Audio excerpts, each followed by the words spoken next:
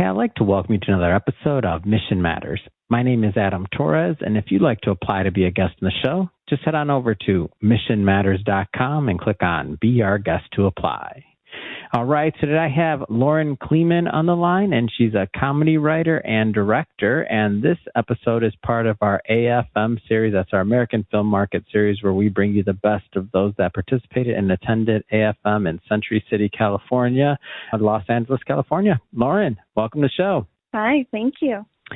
All right, so I got a lot to talk about here today, and I guess just to get it kicked off, AFM, was that your first time going? Have you been in the past? Talk to me. How was the experience?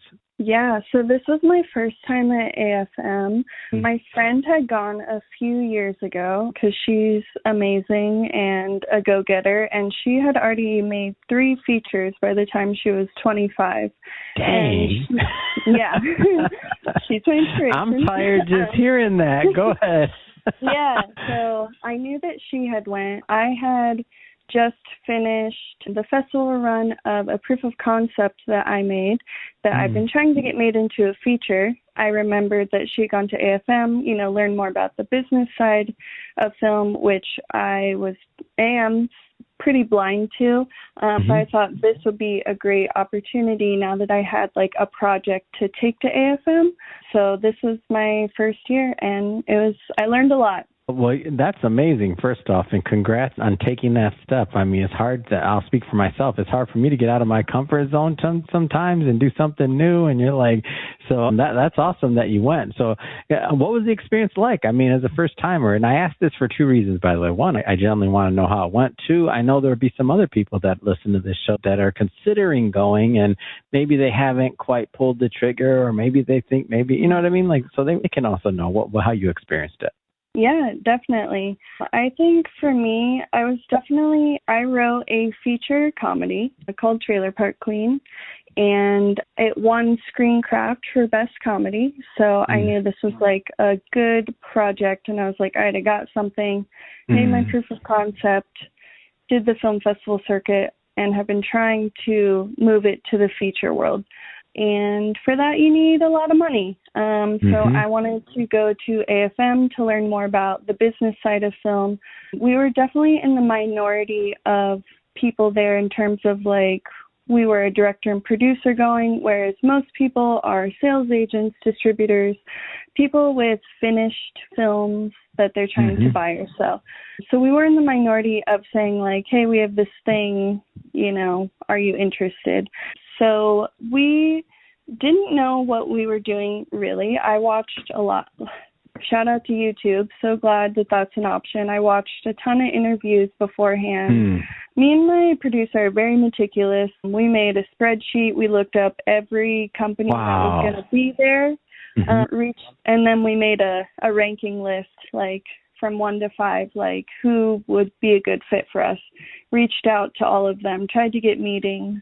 Had a few meetings, which was great. And I love that. I want to go back to something you said, though. Your project that you had, did I get the name right? Trailer Park Queen? Trailer Park Queen, yes. That's awesome. Tell me about the inception, the idea. Where'd that come from? Yeah, love to plug my film. I'd love to. Come on, that's what we're here for. Got to. Go ahead.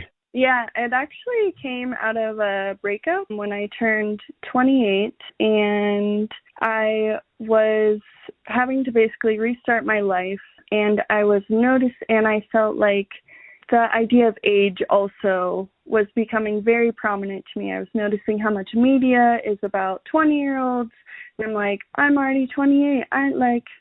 Who will ever love me? I was having all these kind of thoughts. And I was like, if I feel this way now, how would my grandma in rural Indiana feel if she had to restart her life?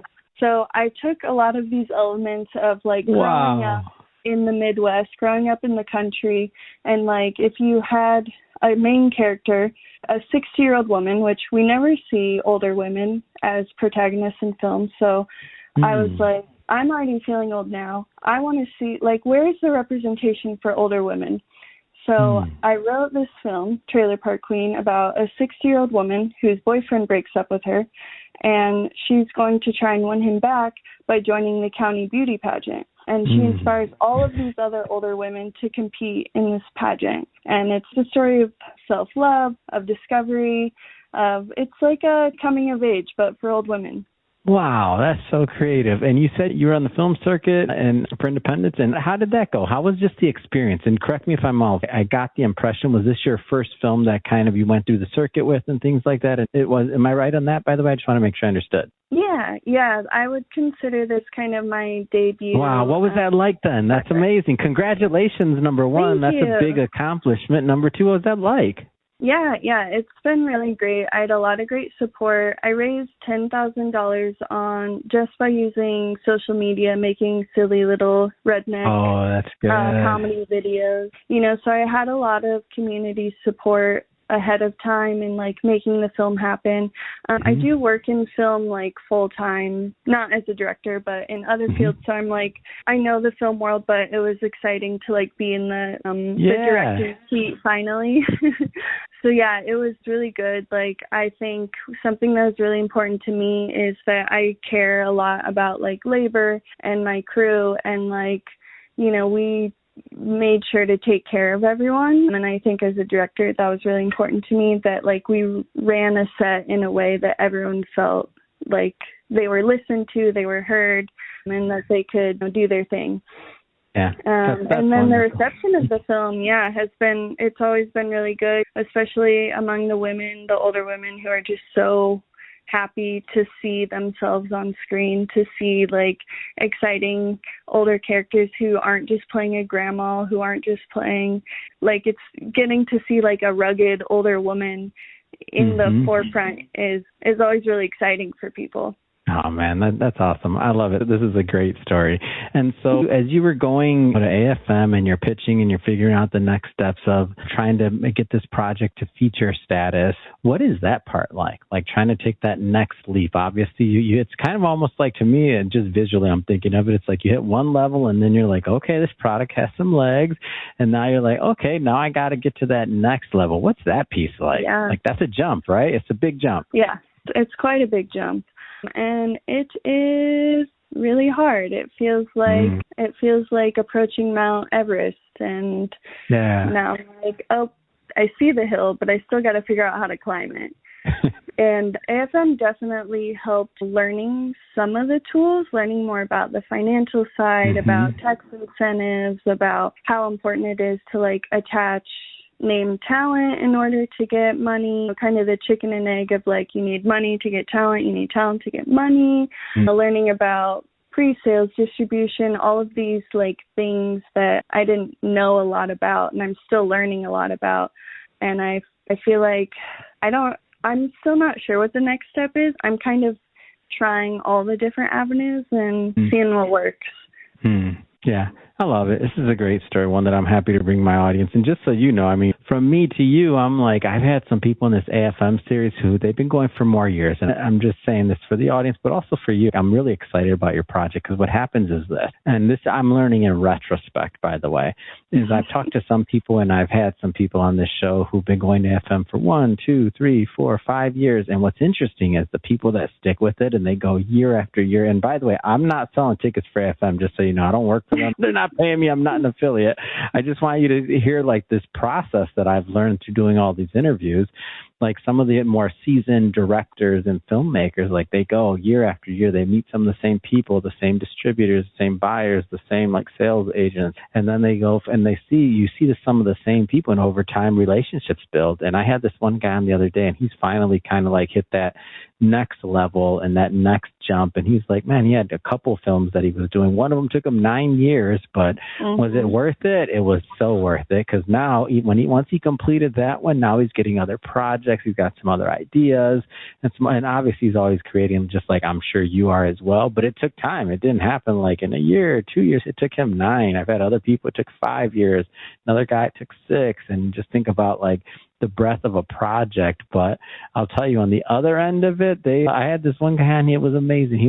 He said they ran out of money, and during post, and this was it was a pretty big budget film. Like, they spent millions of dollars in this, and he's like, you know what, Adam, I was driving Uber. I didn't care. I started driving in Uber. I was, whatever it took, it didn't matter. I was working 24. I took on multiple other jobs. I was finishing this film, and I was just like, wow, I love it. Like, the passion, and he got it done, and it's an amazing story. It was an amazing story that he completed, and I'm like, wow, what a legacy. It's amazing. So I love my filmmakers for that one. So I just had to tell you that one is your first year, because hope to see you in the second year, the third year, and the name is so catchy. Who's not going to remember Trailer Park Queen? Come on. Yes.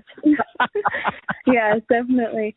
Yeah, and I love to hear that too. And I think it can be so disheartening when you are by yourself and you're like, well, it's working for everyone else. Like, what am I doing wrong? But then you do hear about these films, even big filmmakers who say it took them 3, 4, 10 years to get a project actually made. So yeah, it's like, you definitely got to love it, because it's a marathon, not a sprint. That's awesome. Lauren, this has been a lot of fun talking to you today and having you on the show. How do people that want to continue the conversation, they want to learn about your projects or follow you, like, how do they, and some of that content you were putting out there, apparently raising money, I'm loving this. How do people connect? How do they follow you? Yeah, definitely. I mean, if you look up Trailer Park Queen on IMDb, Google, you can definitely find at least the trailer. The film is not public yet. If you want to follow me and all my silliness, my Instagram is Exploring the World, but it's spelled Lauren, so EXPLAUREN. Oh, I see what you did there. Yeah.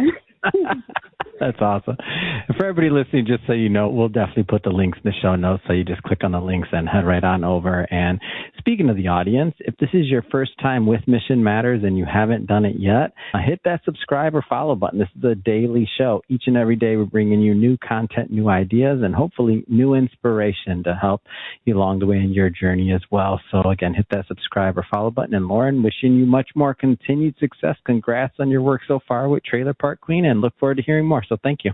Thank you so much.